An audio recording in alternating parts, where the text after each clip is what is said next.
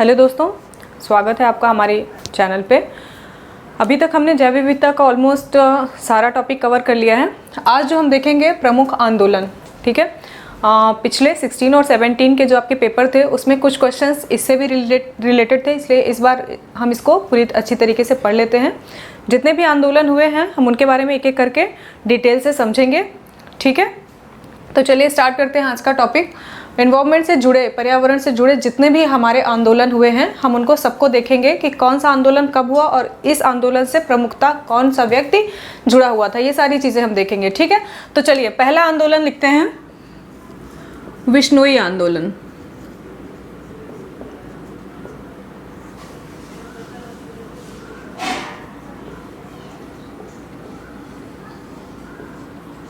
ठीक है। विश्नोई आंदोलन जो है संत जम्बो जी द्वारा, संत जम्बो जी द्वारा राजस्थान पे चलाया गया था, ठीक है।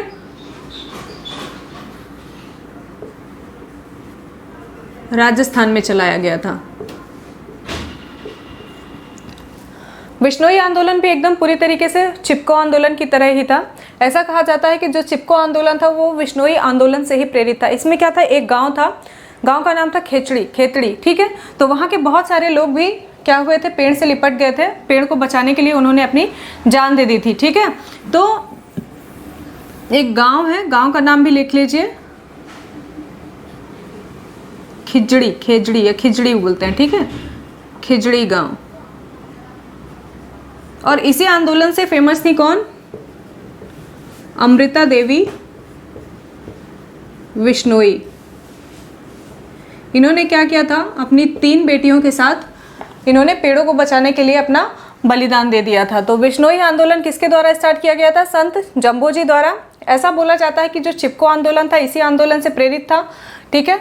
राजस्थान पे चलाया गया था। खेजड़ी नामक गांव था जहां पे अमृता देवी विश्नोई ने अपनी 3 बेटियों के साथ पेड़ों को बचाने के लिए अपना बलिदान दे दिया था। और इसके साथ ही उस गांव के फिर बहुत सारे लोगों ने जो है पेड़ों से लिपटकर अपनी जान दे दी थी, ठीक है।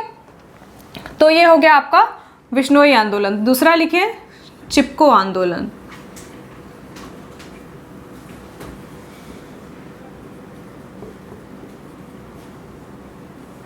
कब हुआ था ये, 1973 में, ठीक है। उत्तराखंड में हुआ था। किसके द्वारा हुआ था, तो ये थे उत्तराखंड के, एक और है इसमें चीज़, चामोली जिला, ठीक है। उत्तराखंड के चामोली जिला में हुआ था। इससे रिलेटेड कौन थे, श्री चंडी प्रसाद भट्ट, चंडी प्रसाद भट्ट, ठीक है।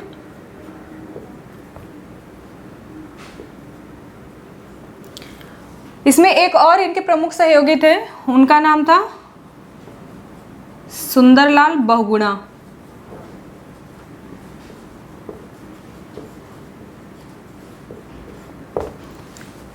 देखिए ऐसा बोला जाता है कि अगर चिपको आंदोलन में ऑप्शन में ये नहीं दिया हुआ है चंडी प्रसाद भट्ट, तो आपको दूसरे में क्या लिखना है, सुंदरलाल बहुगुणा को ही लिखना है, ठीक है। ये इनके जो है समर्थक थे इसमें चिपको आंदोलन में। चिपको आंदोलन में क्या हुआ था ये तो आप सब लोगों को पता ही है कि बहुत सारे लोग पेड़ों को बचाने के लिए पेड़ों से लिपट गए थे, जिससे उन्हें काट दिया गया था, ठीक है। तो चिपको आंदोलन हो गया। सुंदरलाल बहुगुणा से एक और प्रश्न पूछा जाता है, इनका संबंध किससे था, तो इनका एक संबंध चिपको आंदोलन से था ही था, एक और बंध रहा था टिहरी बांध, ठीक है। टिहरी बांध आंदोलन का इन्हें जनक भी बोला जाता है।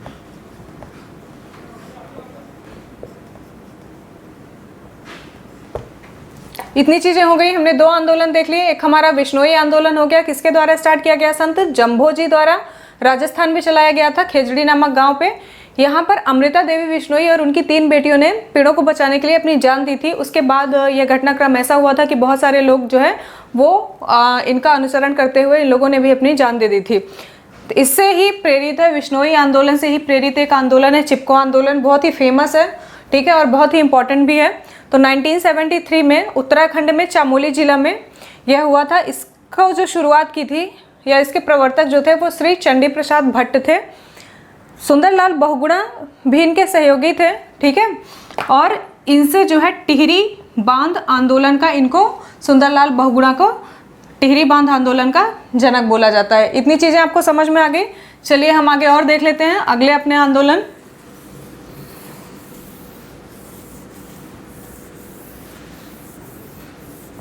तो अगला हम पढ़ेंगे अपना तीसरा है हमारा, ठीक है। पहला हमने पढ़ लिया विश्नोई आंदोलन, दूसरा आपने पढ़ लिया चिपको आंदोलन, तीसरा है हमारा साइलेंट वैली। अब साइलेंट वैली आंदोलन, ठीक है।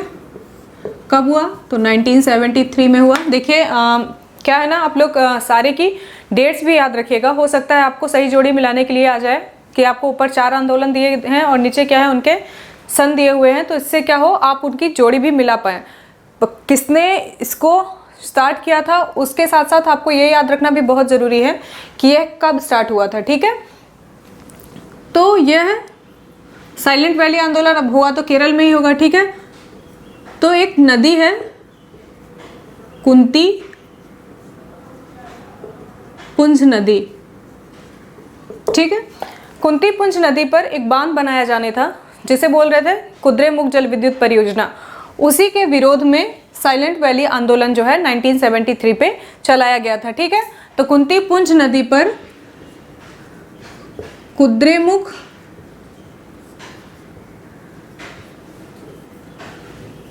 जल विद्युत परियोजना के विरोध में, ठीक है। बाद में जो है यह कुद्रेमुख जल विद्युत परियोजना नहीं बनी थी और यहीं पर साइलेंट वैली नेशनल पार्क का विकास किया गया था, ठीक है। साइलेंट वैली नेशनल पार्क का विकास किया गया था। साइलेंट वैली नेशनल पार्क को हम लोग अच्छे से पढ़ चुके हैं, ठीक है। और चौथा देखते हैं हम। चौथा है हमारा जंगल बचाओ आंदोलन।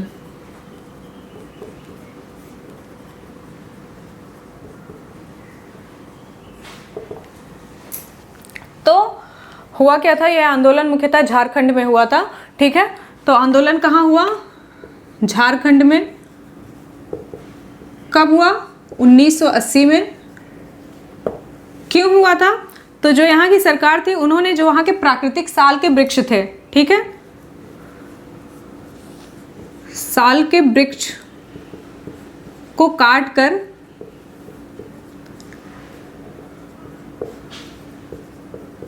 वहां पर व्यावसायिक दृश्य से उपयोगी जो वृक्ष है सागौन, ठीक है, उसे लगाने का आदेश जो है दिया गया था, जिसकी वजह से वहाँ की जो आदिवासी जनजातियां थी वो सारी क्या हो गई उद्वेलित हो गई और उन्होंने जंगल बचाओ आंदोलन शुरू कर दिया था। बाद में यह योजना सरकार ने वापस ले ली थी, ठीक है। अगला हम देखेंगे पांचवा, इसे रफ कर देते हैं।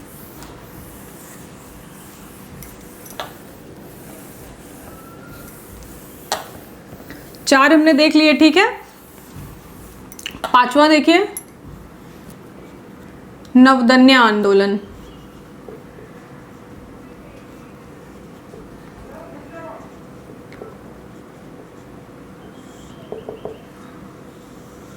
तो यह आंदोलन 1982 पे वंदना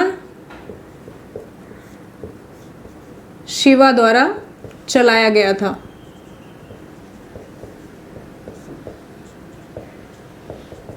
ठीक है।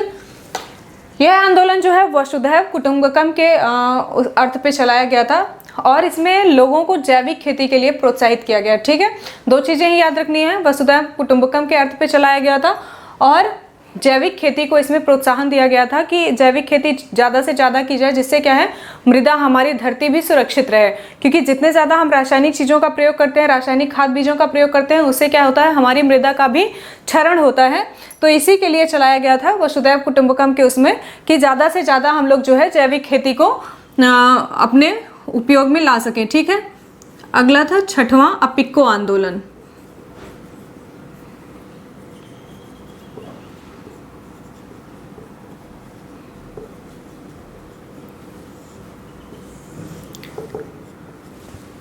देखिए, अपिको आंदोलन को दक्षिण भारत का चिपको आंदोलन भी बोला जाता है, ठीक है। उत्तर भारत में जिस तरीके से चिपको आंदोलन फेमस हुआ था, उसी तरीके से दक्षिण भारत में अपिको आंदोलन फेमस हुआ था। तो ये लिख लीजिए, ये चिपको आंदोलन, ऐसे लिख लीजिए, लाइक चिपको आंदोलन, ठीक है।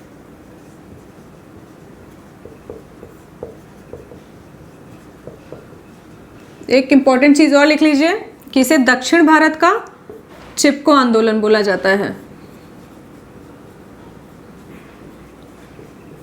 दक्षिण भारत का चिपको आंदोलन भी बोला जाता है, ठीक है। यह आंदोलन जो है अगस्त 1983 में स्टार्ट हुआ था। क्षेत्र क्या था इसका? उत्तर कन्नड़ क्षेत्र। अगला लिखिए, इस आंदोलन के प्रणेता कौन थे? तो प्रणेता थे इसके पांडुरंग हेगड़े, ठीक है। नारा क्या था? देखिए, एक आंदोलन से रिलेटेड जितनी भी इंपॉर्टेंट चीज़ें होती हैं, मैं सिर्फ उन्हीं चीज़ों को कवर कर रही हूँ जो किसी न किसी एग्जाम में पूछी गई हैं या फिर जिनके एग्जाम में पूछे जाने की संभावना ज़्यादा है। हम सिर्फ उन्हीं चीज़ों को डिस्कस कर रहे हैं। पहले से पढ़ने के लिए आप लोगों के पास बहुत ज़्यादा है, तो फालतू की चीज़ें ना पढ़ें।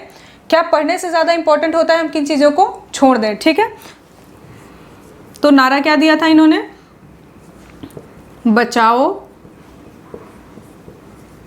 बढ़ाओ और काम में लाओ।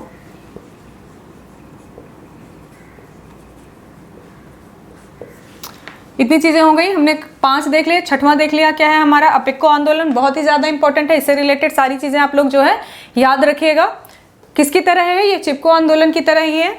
इसे दक्षिण भारत का चिपको आंदोलन ही बोला जाता है, ठीक है। जिस तरीके से उत्तर भारत में चिपको आंदोलन हुआ था, उसी तरीके से दक्षिण भारत में अपिको आंदोलन हुआ था। कब हुआ था? तो अगस्त 1983 में उत्तर कन्नड़ क्षेत्र जो था वहां पर ज़्यादा फैला था। इसके प्रणेता थे पांडुरंग हेगड़े। नारा दिया था इन्होंने, बचाओ, बढ़ाओ और काम में लाओ, ठीक है। इतनी चीज़ें क्लियर हो गई। चलिए आगे देखते हैं हम अपना।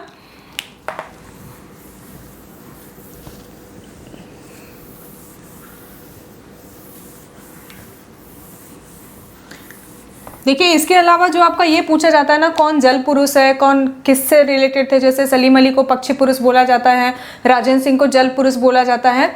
ऐसी सारी चीज़ें मैं आपको कलेक्ट करके एक साथ फैक्ट के रूप में आप लोगों को दे दूंगी, ठीक है। तो आप लोगों को एक साथ सारी चीज़ें मिल जाएंगी और आप लोग उन्हें ज़्यादा अच्छे से याद कर पाएंगे। अगर कुछ क्वेश्चंस आते हैं, 1-2 एग्जाम, एक पिछले साल के एग्जाम में शायद आप लोगों के पूछा गया था, तो वो सारी चीज़ें मैं फैक्ट चेक में आप लोगों को क्लियर करवा दूंगी, ठीक है।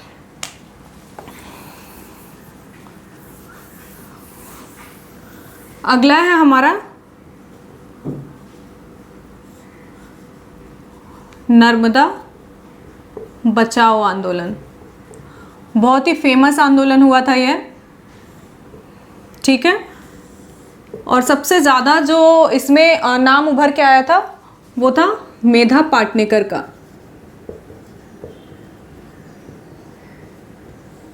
ठीक है। अन्य लोग भी इससे जुड़े हुए थे, उनका नाम भी लिख लीजिए। अरुंधति रॉय, ठीक है। आगे हो गए बाबा आमटे,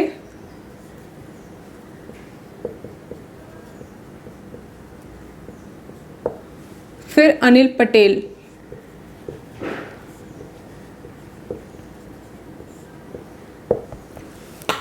यह आंदोलन भी नर्मदा नदी पर बनाई जाने वाली बहुउद्देशीय बांध परियोजनाओं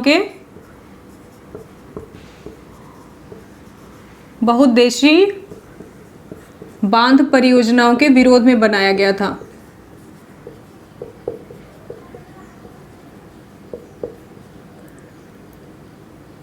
ठीक है। एक्चुअली ये लोग बोल क्या रहे थे कि जो भी यहाँ पर बहुउद्देशीय बांध बनाई जा रही हैं वो पर्यावरण को ध्यान पे रखकर बनाई जाए, या फिर इस तरीके से बनाई जाए कि वो पूरी तरीके से पर्यावरण के जो मानक हैं उन पे खरी उतरें, ठीक है।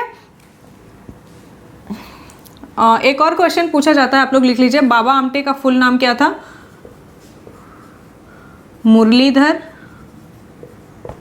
देवीदास आमटे। ठीक है, एक्चुअली बाबा इनको घर में सब लोग प्यार से बुलाते थे तो उसकी वजह से उनका नाम बाबा आमटे पड़ गया था, लेकिन इनका जो पूरा नाम है वो है मुरलीधर देवीदास आमटे। ठीक है, इतनी चीज़ें आपकी क्लियर हो गई। चलिए अगला देखते हैं। ठीक है, अगला है हमारा मैती आंदोलन।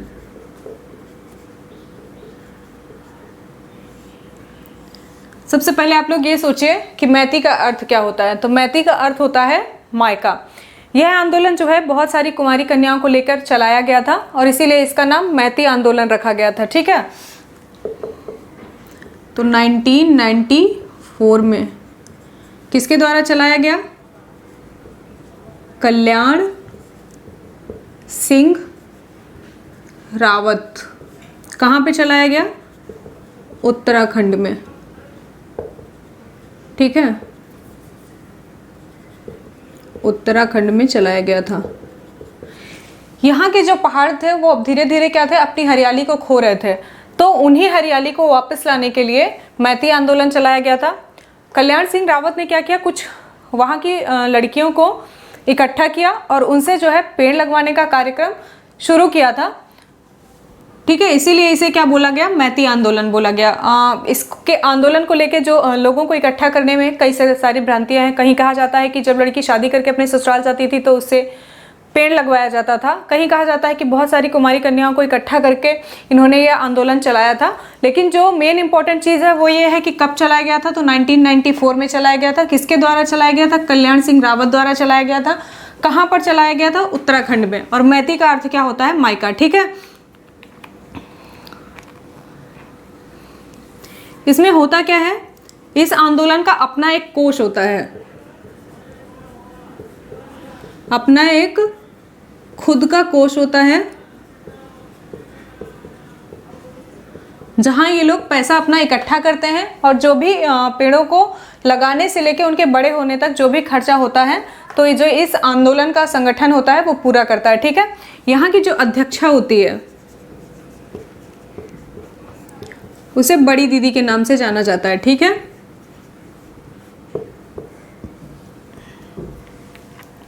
तो इस तरीके से हमारे जितने भी इंपॉर्टेंट आंदोलन थे वो खत्म हो जाते हैं। अब हम कुछ परियोजनाएं देख लेते हैं इसी के साथ में। जल्दी से जल्दी हो सकता है पूछ लिया जाए कि कौन सी योजना कब चलाई गई थी, तो जल्दी जल्दी हम क्या करते हैं, एक बार देख लेते हैं कि कौन सी योजना कब चलाई गई थी। आंदोलन तो हमारे इंपॉर्टेंट जो थे, जो कि जैव विविधता से या पर्यावरण से रिलेटेड थे, वो मैंने ऑलमोस्ट खत्म करवा दिए हैं। ठीक है, अब स्टार्ट करते हैं हम अपनी परियोजनाओं से। तो सबसे पहले लिखिए हाथी परियोजना।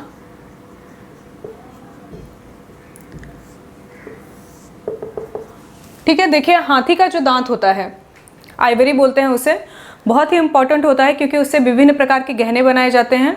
विभिन्न प्रकार की जो एंटीक चीज़ें होती हैं हाथी के दांत से वो बनाई जाती हैं। तो एक टाइम पे क्या हुआ कि इन्हीं सब चीज़ों के लिए, क्योंकि जो हाथी का दांत होता था बहुत ही कीमती होता था, तो उसको पाने के लिए लोगों ने क्या करना शुरू किया, हाथियों को मारना स्टार्ट कर दिया। तो सरकार ने क्या किया, हाथी परियोजना बनाई जिसके तहत हाथियों को मारने पर पूरी तरीके से बैन लगा दिया गया और अगर कोई भी हाथियों को मारते हुए पाया जाता है तो उसे जेल भी हो सकती है और उसे आर्थिक जुर्माना भी भरना पड़ सकता है। ठीक है, इसी के कारण क्या हो रहा था, हाथियों की जो संख्या थी वो काफ़ी मात्रा में गिर रही थी। तो हाथी परियोजना स्टार्ट की गई थी। हाथी के दांत का जो मेन पार्ट होता है उसे हम क्या बोलते हैं, आइवरी। ये याद रखिएगा, हो सकता है पूछा जाए। ठीक है, तो 1992 में हाथी बचाओ परियोजना 1992 में झारखंड से, झारखंड के सिंह भूमि से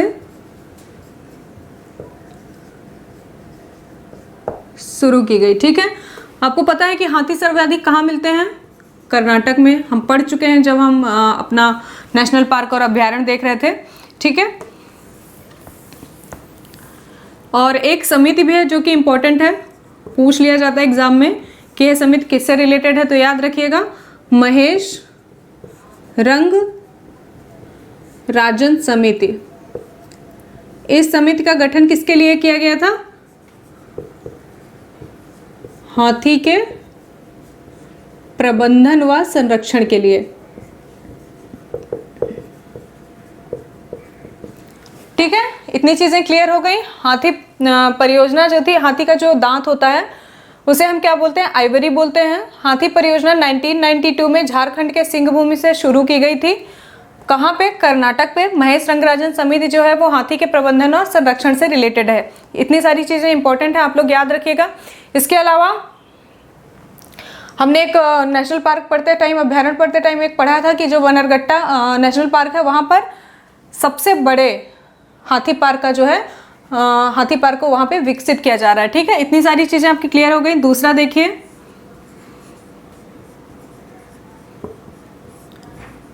शार्कों के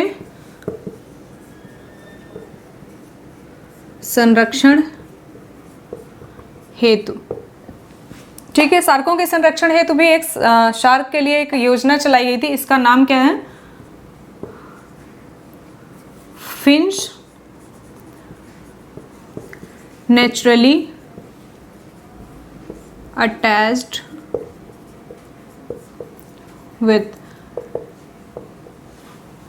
एक्चुअली इसमें यह घोषित किया गया कि जो भी मछुआरे हैं अगर वो मछलियों को पकड़ते हैं और उनके पकड़ते टाइम शार्क जो है उनके पकड़ में आ जाती है तो उन्हें जैसा का तैसा वापस समुद्र में छोड़ दिया जाए। और ये ध्यान जरूर रखना है कि उनके जो पंख हैं उससे अटैच्ड होने चाहिए, क्योंकि हुआ क्या था कि उस टाइम पे जो शार्क के पंख थे उनसे एक तरीके का सूप बनाया जाता था, जिसके लिए बहुत ही ज़्यादा मात्रा में शार्कों को मारा जा रहा था। उनके पंखों को काट लिया जाता था और फिर उन्हें मरने के लिए छोड़ दिया गया था।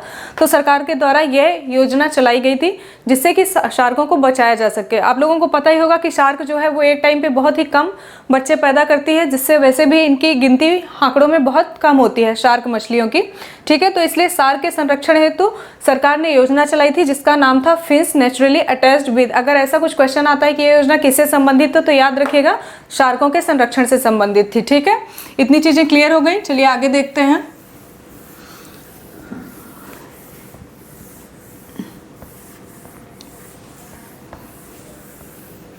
अगली है हमारी हांगुल परियोजना।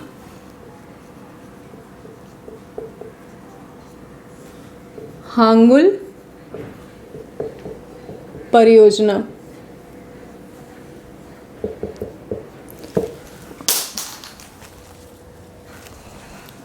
हांगुल किस प्रजाति का होता है, ये भी क्वेश्चन आया हुआ है तो याद रखिएगा रेंडियर प्रजाति का होता है। ठीक है, मुख्यतः ये कहाँ पाए जाते हैं, दाची गम या दाची गांव नेशनल पार्क में। ठीक है, ये योजना कब चलाई गई थी, 1970 में। दाची गांव नेशनल पार्क में जो हांगुल पाए जाते हैं उनको बचाने के लिए हांगुल बचाओ परियोजना चली थी। हांगुल किस प्रजाति का होता है तो रेंडियर प्रजाति का होता है दाचीगम नेशनल पार्क में। ठीक है, ये बहुतायत में पाए जाते हैं। दाचीगम नेशनल पार्क हमने पढ़ चुके हैं जब हम नेशनल पार्क पढ़ रहे थे। यह योजना 1970 में चलाई गई थी। डायरेक्ट ऐसा क्वेश्चन भी पूछा गया है कि हांगुल परियोजना कब चलाई गई थी, तो याद रखिएगा 1970 में। ठीक है, अगला लेते हैं हम कस्तूरी मृग।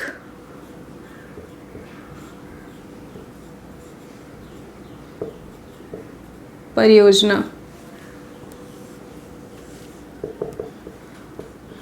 यह 1970 में केदारनाथ नेशनल पार्क से स्टार्ट की गई थी। आपको पता है कि कस्तूरी मृग जो है हमारे देश में बहुत ही कम ऊपर के क्षेत्रों में ही ज़्यादा पाए जाते हैं, तो केदारनाथ नेशनल पार्क में ही ये योजना चलाई गई थी। ठीक है, इसमें एक और अभ्यारण्य था हिमाचल प्रदेश का शिकारी देवी अभ्यारण्य। ठीक है, शिकारी देवी अभ्यारण्य और बद्रीनाथ का। ठीक है, बद्रीनाथ अभ्यारण्य भी बोलते हैं। ठीक है, बद्रीनाथ अभ्यारण्य। तो कस्तूरी मृग भी 1970 में चलाई गई थी, केदारनाथ नेशनल पार्क से शुरू की गई थी। इसके साथ ही ये दो और उसमें चलाई गई थी अभ्यारण्य में, शिकारी देवी अभ्यारण्य जो कि हिमाचल प्रदेश में स्थित है और बद्रीनाथ अभ्यारण्य, इन दोनों में भी चलाई गई थी। ठीक है, तो 2-3 परियोजनाएं हमारी क्लियर हो गई। आगे और देख लेते हैं।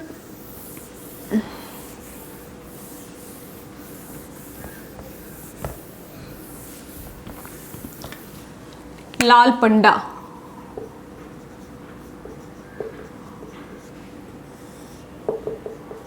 ठीक है, हम जब नेशनल पार्क पढ़ रहे थे तब हमने देखा था कि लाल पंडा मुख्यतः पाया कहाँ जाता है, तो ये जो कंचनजंगा या हिमालय वाली ये जो ऊपर ऊपर के क्षेत्र थे उन्हीं पे पाया जा रहा था। ठीक है, तो यह योजना मुख्यतः कहाँ चलाई गई थी? अरुणाचल प्रदेश में। ठीक है, अब लाल पंडा को अरुणाचल प्रदेश में किस नाम से जाना जाता है? ये क्वेश्चन भी बहुत बार आया है, तो याद रखिए कैट बियर के नाम से जाना जाता है।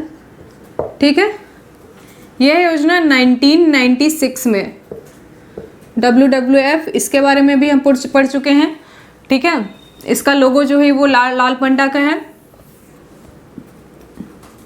तो WWF के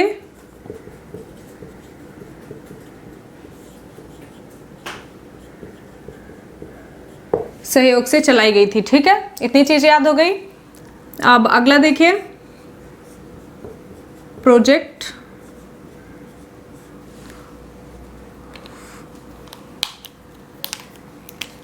गोदावरण।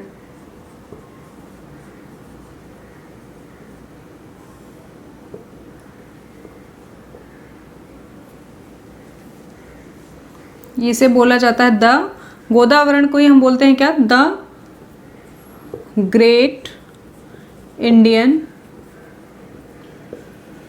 बस्टर्ड।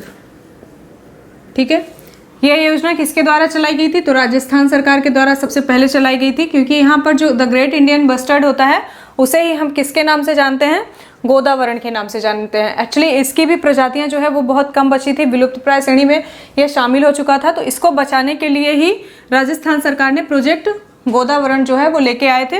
गोदावरण कुछ नहीं है, बस पंजाबी में द ग्रेट इंडियन बस्टर्ड को ही हम क्या कहते हैं? गोदावरण कहते हैं। ठीक है, याद रखिएगा कि प्रोजेक्ट गोदावरण किसके द्वारा लाया गया था? तो राजस्थान सरकार के द्वारा लाया गया था। अगला है हमारा मणिपुर थामिन योजना। ये हमने देखा था मणिपुर का, जब हम नेशनल पार्क पढ़ रहे थे, कैमुल लाम जाओ, वो एकमात्र तैरता हुआ अभ्यारण्य है। और मणिपुर की जो लोकटक झील है उसी के आसपास ये थामिन जो है हिरण पाए जाते हैं, उन्हीं को बचाने के लिए यह परियोजना चलाई गई थी। ठीक है, कब चलाई गई थी? 1970 में। इतनी चीजें क्लियर हो गई। चलिए हम आगे देखते हैं फिर।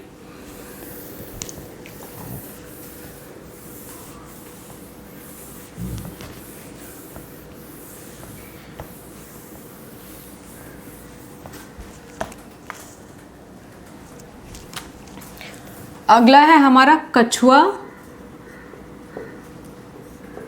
संरक्षण परियोजना। ठीक है,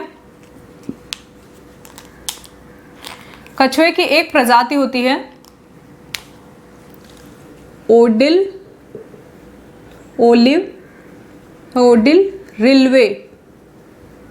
रिडले। ठीक है, यह मुख्यतः कहाँ पाई जाती है? दक्षिणी अमेरिका में, लेकिन इंडिया में यह कहाँ पाई जाती है? उड़ीसा के समुद्र तट पे। ठीक है, मुख्यतः पाई जाती है दक्षिणी अमेरिका में, लेकिन यहाँ कहाँ पाई जाती है? उड़ीसा के समुद्री तट पर। एक्चुअली जो ओलिव रिडले प्रजाति है कछुआ की, उससे व्यापक मात्रा में दवाइयाँ बनाई जा रही थी, तो और वो दवाइयाँ बहुत ही महंगी बिकती थी। तो उन्हीं दवाइयों को बनाने के लिए जो ओलिव रिडले प्रजाति थी उसको बहुत तेज़ी से मारा जा रहा था। ठीक है, तो इन्हीं को बचाने के लिए जो है कछुआ संरक्षण परियोजना लाई गई उड़ीसा की सरकार के द्वारा। ठीक है, तो उड़ीसा के समुद्री तट पर पाया जाता है। 1975 में यह योजना जो है शुरू की गई। कहाँ से? तो उड़ीसा के कटक जिले से। अब उड़ीसा के कटक जिले में ही शुरू की गई थी, और वहीं पर क्या है? भितरकनिका हमारा नेशनल पार्क है, वहीं से ये शुरू की गई थी। एक्चुअली भितरकनिका नेशनल पार्क में एक स्थान पड़ता है गाहिर माथा। गाहिर माथा। ठीक है, यह मुख्यतः मैंग्रोव वन से घिरा हुआ है।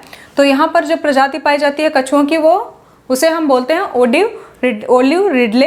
यह जो है दवाइयों के लिए बहुत ज़्यादा मात्रा में इसका प्रयोग किया जाता था और इसीलिए इसका तेजी से लोग इसको क्या कर रहे थे, मार रहे थे। तो इसी के संरक्षण के लिए उड़ीसा सरकार ने कछुआ संरक्षण परियोजना 1975 में लेके आए, जिससे हम क्या करें, इन प्रजातियों को बचा सकें।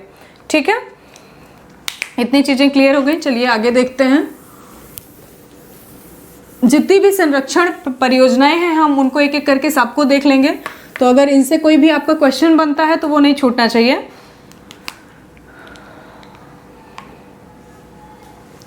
अगला देखिए, एक वन्यजीव गोद लो। यह परियोजना 2008 में चलाई गई थी। ज़्यादातर यही क्वेश्चन आता है कि 2008 में चलाई गई थी। कहाँ चलाई गई थी? तो उड़ीसा स्थित नंदन कानन चिड़ियाघर पे। नाम से ही लग रहा है कि आपको किसी एक वन्य जीव को गोद लेना है और उसकी रक्षा करनी है या उसके पालन पोषण के लिए जिम्मेदारी लेनी है। ठीक है, अगला है हमारा गैंडा परियोजना।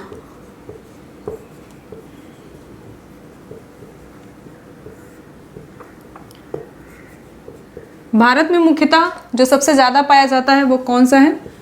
एक सींग वाला गेंडा।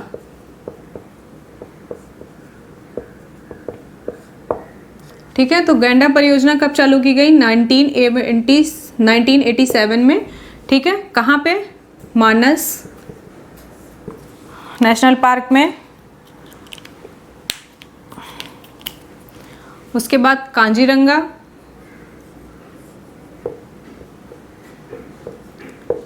ठीक है, जो कि कांजीरंगा में, और जल्दापारा अभ्यारण्य। इन सब के बारे में हम पढ़ चुके हैं। आप लोग फिर से याद करिएगा ये कहाँ कहाँ पे आते हैं। जब भी ऐसा नेशनल पार्क का या कोई भी अभ्यारण्य का नाम आता है तो आप लोग उसी टाइम पे दिमाग पे याद करने की कोशिश किया करिए कि ये कहाँ पर स्थित है। तो इससे क्या होगा, चीज़ें आपको कभी भी भूलेंगी नहीं। ठीक है, आगे हम देखेंगे घड़ियाल संरक्षण परियोजना के बारे में।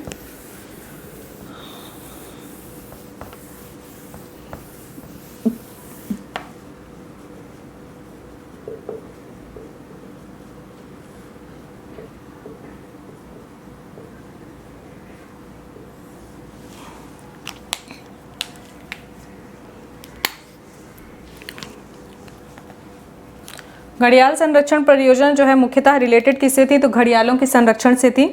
घड़ियालों की भी आबादी क्या था, दिन प्रतिदिन कम होती जा रही थी। ठीक है, तो घड़ियालों के संरक्षण के लिए योजना चलाई गई थी, घड़ियाल संरक्षण परियोजना 1975 में। भारत सरकार प्लस UNDP की सहायता से चलाई गई थी। कहाँ पर चलाई गई थी? तो यह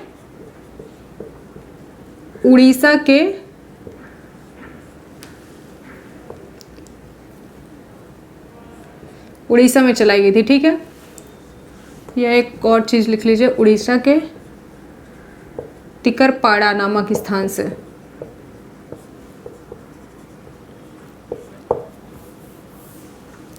एक और परियोजना थी भगवतपुर मगरमच्छ परियोजना। ये याद रखिएगा, सुंदरबन में चलाई जा रही थी। ठीक है, ये कहाँ चलाई जाती थी? सुंदरबन में। आगे हम देखते हैं गिद्ध संरक्षण।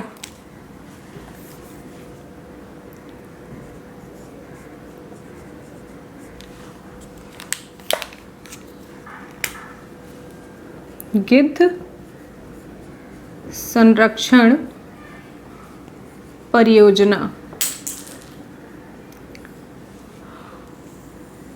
आप लोग देख रहे होंगे जो इस टाइम पे चल रहा है, जो बहुत पहले, आज से 10 या 12 साल पहले जब आप देखेंगे तो वहाँ पे गिद्धों की प्रजातियां हमें आकाश में उड़ते हुए बहुत सारे गिद्ध दिखाई देते थे, लेकिन आजकल वो गिद्ध दिखना बंद हो गए हैं क्योंकि अचानक ही गिद्धों का नाश होने लग गया है। क्योंकि एक पशुओं को दी जाने वाली एक दवा है, दर्द की दवा है, उससे इनका विनाश बहुत ही तेजी से हुआ है।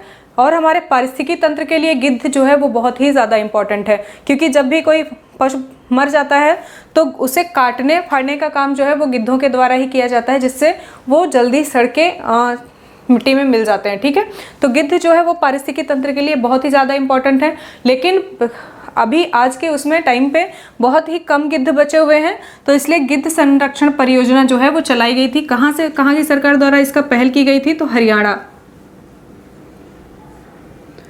हरियाणा वन विभाग ने,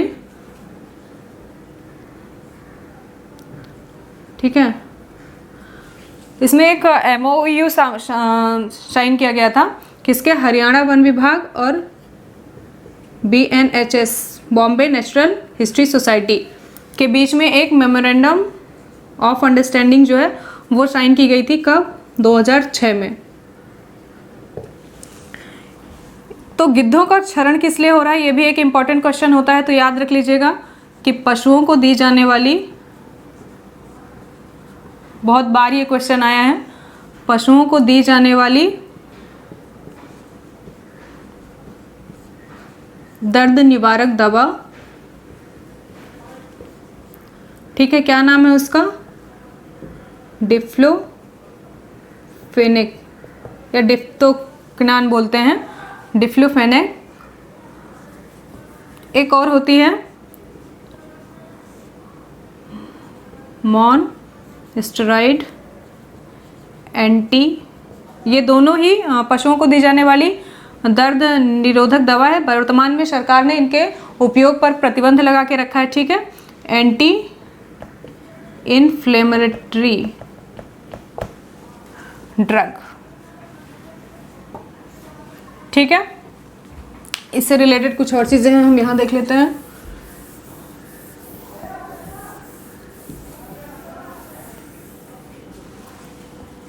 हरियाणा के ही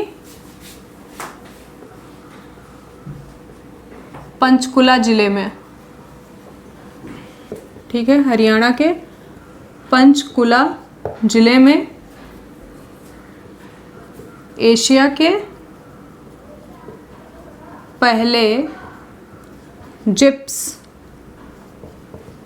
गिद्ध पुनरुद्धार योजना की शुरुआत की गई। ठीक है,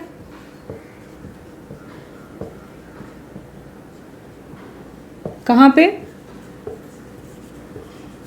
हरियाणा पे एक केंद्र है जिसे बोला जाता है जटायु प्रजनन एवं संरक्षण केंद्र।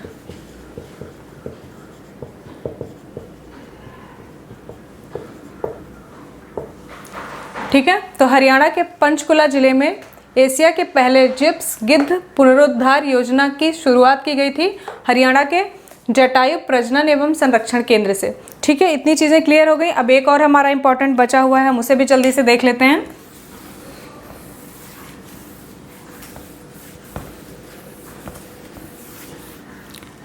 बाघ बचाओ परियोजना।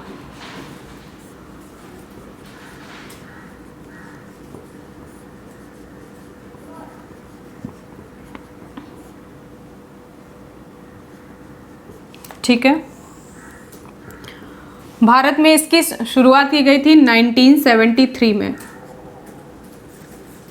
7 अप्रैल 1973 को इसकी शुरुआत की गई थी। कहाँ से की गई थी? जिम कॉर्बेट नेशनल पार्क से। ठीक है, भारत में यह परियोजना कैलाश सांखला के द्वारा चलाई गई थी। ठीक है, लेकिन विश्व में यह योजना गेनी फैन फोर्ड द्वारा चलाई गई थी। इतनी चीज़ें आपको क्लियर हो गई। बाघ बचाओ परियोजना 7 अप्रैल 1973 को जिम कॉर्बेट नेशनल पार्क से चलाई गई थी। सबसे पहले भारत में ये योजना कैलाश सांखला के द्वारा चलाई गई थी। विश्व में इसे गेनी फैनफोर्ड के द्वारा शुरू किया गया था। तो इस तरीके से हमने आज के क्या क्या देख लिए, जो भी हमारे इंपॉर्टेंट आंदोलन थे और जो भी महत्वपूर्ण संरक्षण परियोजनाएं चलाई गई थी हमने उनको देख लिया है। ठीक है, आगे वाले में हम प्रीवियस ईयर क्वेश्चन पेपर पहले देखेंगे और फिर बाद में कुछ और MCQs करेंगे। ठीक है, थैंक यू, मिलते हैं हम अपने नेक्स्ट लेक्चर पे।